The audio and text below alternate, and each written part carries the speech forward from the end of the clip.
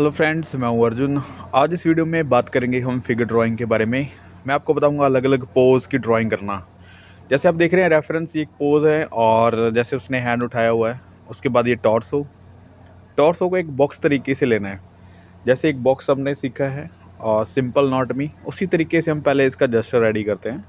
जैसे ये वाला पैर इस साइड और उसके बाद ये भी सिलेंड्रिकल शेप। थोड़ा सा फॉर शॉर्टनिंग है, लेकिन उसको बनाने के लिए आपको सिलेंड्रिकल शेप देखनी होगी। और यहाँ पे देखो, यहाँ पे पैर आ रहे हैं। उसके बाद हम इसकी फॉर्म बनाते हैं। और ये वाली चीज़ जैसे सिलेंड्रिकल शेप है और हल्की सी हमें शेप बनानी है, राइट। तो इसको बहुत ज़्यादा डिटेल नहीं देखनी, एक सिंपल सिंगल लाइन से आप बहुत अच्छी ड्राइंग कर सकते हैं इस तरीके से। देखो अभी ये पैर है तो पैर का एंगल, ठीक है, कुछ भी डिटेल नहीं है। यहाँ पे घुटना और इसकी हल्की सी शेप, और यहाँ पे इसके कपड़े वगैरह जो भी हैं, इस तरीके से आप बना सकते हैं। आपको बहुत ज़्यादा सिमिलर करने की ज़रूरत नहीं होती।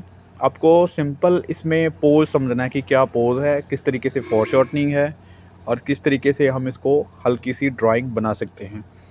जब भी आप कोई आउटलाइन लेते हैं जैसे इस तरीके से, तो आपने सिर्फ एंगल देखना है। उसके बाद ये बाजू देखो, शोल्डर उसका हाइड है और यहाँ पे उसका आ रहा है हैंड, इतना सा दिख रहा है। और आप बहुत ज़्यादा डिटेल नहीं करनी, फिंगर्स वगैरह बनाने की ज़रूरत नहीं, सिंपल इसका इंप्रेशन दो। उसके बाद फेस का इंप्रेशन, कोई भी फीचर्स नहीं बना रहे हैं। बाजू जो उसने ऊपर की तरह उठाई हुई है और एल्बो से ऊपर जा रहा है हैंड, ये हल्का सा फॉर शॉर्टनिंग है। डिटेलिंग नहीं, सिर्फ हम आउटलाइन को फोकस करके काम कर रहे हैं, राइट। अभी हम बनाते हैं ये वाली फिगर, और फुटबॉलर है और इसका बैलेंस फिगर है। देखो इसका अगर पोज समझने के लिए सबसे पहले हमें फेस का जेस्चर, कोई भी फीचर्स बनाने से पहले उसकी आउटलाइन हम ले सकते हैं। मैटर करता है साइज़ क्या है, राइट। टॉर्सो की लाइन, उसके बाद ये टॉर्सो का एक बॉक्स बना लेते हैं जैसे मैंने पिछली वीडियो में भी आपको बताया है। और हल्की सी फॉरशॉर्टनिंग है यहाँ पे। टॉर्सो का एंगल चेक करो। उसके बाद हम बनाते हैं लेग्स को। थाई वाला पॉइंट जब बनाते हैं तो आपको देखना होगा फॉरशॉर्टनिंग कितनी है। ये वाले पैर से यहाँ तक आ रही है चीज़, राइट। ये हल्का सा पैर दूसरी वाली साइड जा रहा है, इसलिए थोड़ा सा लंबा दिखाई दे रहा है। और ये वाला पूरा ही फॉरशॉर्टनिंग में है, राइट। तो पैर हल्का सा छोटा बनेगा। और यहाँ पे घुटना, यहाँ पे देखो ये वाला पैर आगे की तरफ आ रहा है। फॉर शॉर्टनिंग को समझने के लिए सबसे ज़्यादा इजी चीज़ ये होती है कि दूर वाला जो एरिया है वो छोटा बनता है, पास वाला एरिया बड़ा बनता है। और ये वाला पैर थोड़ा सा बड़ा बनेगा दूसरे वाले पैर से, राइट। तो ये वाली चीज़ देखनी है, मैं हल्का सा समझा देता हूँ। इस तरीके से आपने सिलेंड्रिकल शेप को देखना है, सिंपल। उसके बाद आप कोशिश करो कि इसकी जो बाहरी आउटलाइन है उसको ट्राई करके देखो कि किस तरीके से बनती है। तो यही चीज़ें यहाँ पे हमें हेल्प करती हैं पूरी बॉडी बनाने में। यहाँ पे देखो शोल्डर हाइड है, ये वाला हिस्सा बाजू का दिखाई दे रहा है, तो इसको पहले स्ट्रेट बनाएंगे, राइट। उसके बाद हमें इसकी शेप प्रॉपर बनानी होती है। पहले आपको सिंपल स्ट्रेट लाइन में बना सकते हैं पूरी फिगर, और यही आसान तरीका है सारी चीज़ों को समझने का। अभी हैंड है, हैंड का इंप्रेशन बना सकते हैं। फिंगर्स बनाने से पहले आप सोचो कि उसकी बाहरी आउटलाइन क्या है, उसकी शेप किस तरीके से बन रही है, राइट। उसके बाद ये देखो बाजू यहाँ पे इस तरीके से बनेगी, और ये वाला थोड़ा सा फॉरशॉर्टनिंग है ऊपर वाला हिस्सा।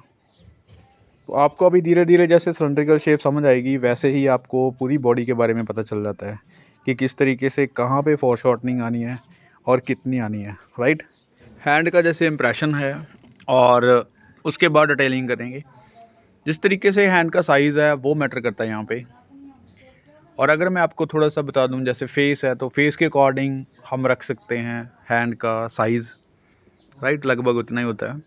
उसके बाद यहाँ पे देखो फीचर्स वगैरह नहीं, हम आउटलाइन करके हल्का सा इसको बना सकते हैं कि फेस का क्या एंगल आ रहा है। और जब भी आप कोई इस तरीके से फिगर्स बनाते हैं तो कोशिश करो कि साइज़ के बारे में सोचो, फॉरशॉर्टनिंग के बारे में सोचो, उसके करैक्टर्स या फिर उसके फेस एक्सप्रेशंस के बारे में मत सोचो, क्योंकि इनकी स्टडी अलग अलग तरीके से होती है, राइट।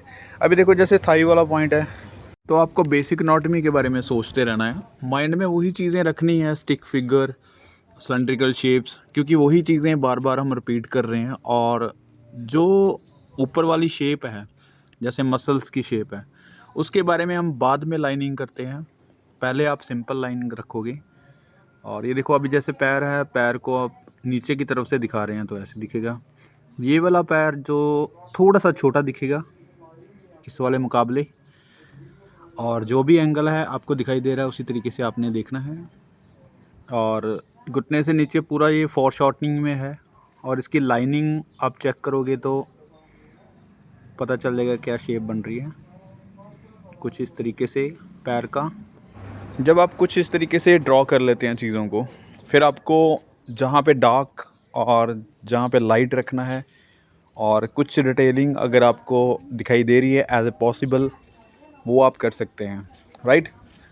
तो बहुत ज़्यादा डिटेलिंग करने की ज़रूरत नहीं होती, आप सिंपल आउटलाइन को रखो, और जितनी ही लाइनिंग के अंदर हम काम करेंगे उतनी ज़्यादा गलतियों का पता चलेगा, जो कि नेक्स्ट टाइम हम इसको राइट कर सकते हैं, ठीक कर सकते हैं।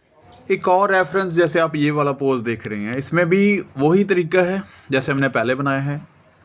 फेस का जेस्चर, एक सर्कल ले सकते हैं, कोई लूमीज मेथड या फिर किसी मेथड में नहीं आना। जैसे मैं बार बार आपको यही कह रहा हूँ कि मेथड सीखने के लिए काफ़ी ज़्यादा चीज़ें कॉम्प्लिकेटेड हो जाती हैं। आप सिंपल एक शेप को देखें, जैसे ये टॉर्सो है, टॉर्सो यहाँ तक है, और इस तरीके से ये वाले एंगल पे जा रहा है पैर इसका, ठीक है, सिंपल। और ये वाला यहाँ तक, और इसके बाद ये यहाँ पे पैर बनेगा।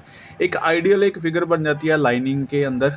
जैसे फॉर शॉर्टनिंग है, जैसे हैंड है उसका, तो ये फॉर शॉर्टनिंग में आएगा। जैसे हैंड बड़ा है और ये वाला शोल्डर वाला एरिया छोटा है, तो इस तरीके से आपने हल्का सा बना के देखना है। अगर मैं यहाँ पे इसका हैंड बनाऊँगा तो कुछ इतना बड़ा बनेगा, राइट, यहाँ पे फिंगर्स, और ये वाले मसल्स ऐसे ही यहाँ पे शोल्डर, ठीक है।